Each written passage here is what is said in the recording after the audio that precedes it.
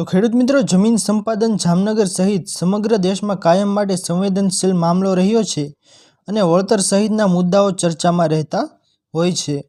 આ મુદ્દે supreme court દ્વારા એક ઐતિહાસિક ચુકાદો આપ્યો છે, જેની વિગતો સૌએ જાણવી જોઈએ।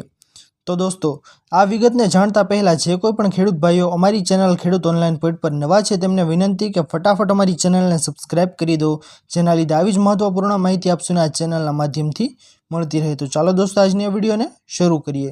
તો દોસ્તો, સુપ્રીમ કોર્ટ દ્વારા કહેવાયું છે કે આ મામલામાં તમામ બંધારણીય પ્રક્રિયાઓ ફરજિયાત છે। આર્ટિકલ 300A ના તમામ 7 સિદ્ધાંતોનું પાલન કરીને જ જમીન સંપાદન થઈ શકે છે।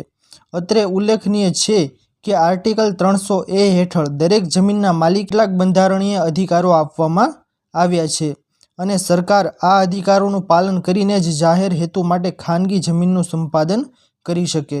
સુપ્રીમ કોર્ટે કહ્યું છે કે આ એક માનવ અધિકાર પણ છે, કારણ કે ભારતમાં જમીનોનું રક્ષણ થઈ શકે તે માટે જમીન માલિકને બંધારણીય અધિકારો આપેલા છે।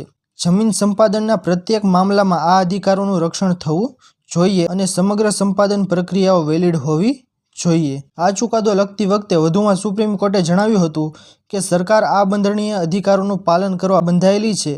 આર્ટિકલ 300A માં કહેવાયું છે કે સરકાર જે જમીન સંપાદન કરવા ઈચ્છતી હોય એ જમીનના માલિકને સરકારે પોતાનો આ ઈરાદો નોટિસ મોકલી જાણ કરવી પડે।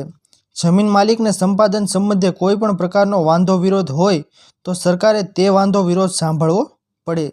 સંપાદન અંગેનો સરકારનો જે નિર્ણય લીધો હોય તે નિર્ણય અંગે જમીન માલિકને જાણ કરવી સરકારની ફરજ છે। જમીન સંપાદન માત્ર અને માત્ર જાહેર હેતુ માટે કરવામાં આવી રહ્યું છે એ બાબતની સરકારે જમીન માલિકને ખાતરી આપવી પડે। સરકારે પર્યાપ્ત વળતર આપવું પડે અને જમીન માલિકના પુનર્વસન માટેની વ્યવસ્થાઓ કરવી પડે। સંપાદન પ્રક્રિયાઓ સરકારે અસરકારક રીતે અને નિયમ સમય મર્યાદામાં કરવી પડે અને સમગ્ર પ્રક્રિયાઓ સરકારે પરિણામલક્ષી રીતે પૂર્ણ કરવી પડે। અધૂરી પ્રક્રિયાઓ ન ચાલે। સંપાદનની તમામ પ્રક્રિયાઓ દરમિયાન ન્યાયનું પાલન થવું જોઈએ। પ્રક્રિયાઓ દરમિયાન કુદરતી ન્યાયનું પાલન અને પારદર્શિતા જાળવવી જોઈએ। કોઈ પણ તબક્કે બળજબરી ન થઈ શકે। આ 7 સિદ્ધાંતના સંપાદનની તમામ પ્રક્રિયાઓ દરમિયાન ન્યાયનું પાલન થવું જોઈએ। પ્રક્રિયાઓ દરમિયાન કુદરતી ન્યાયનું પાલન અને પારદર્શિતા જાળવવી જોઈએ।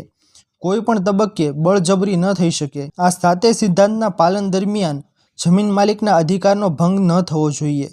કોલકાતામાં એક જાહેર બગીચા માટે ત્યાંનું મ્યુનિસિપલ કોર્પોરેશન એક ખાનગી જમીન સંપાદન કરવા ઈચ્છતું હતું।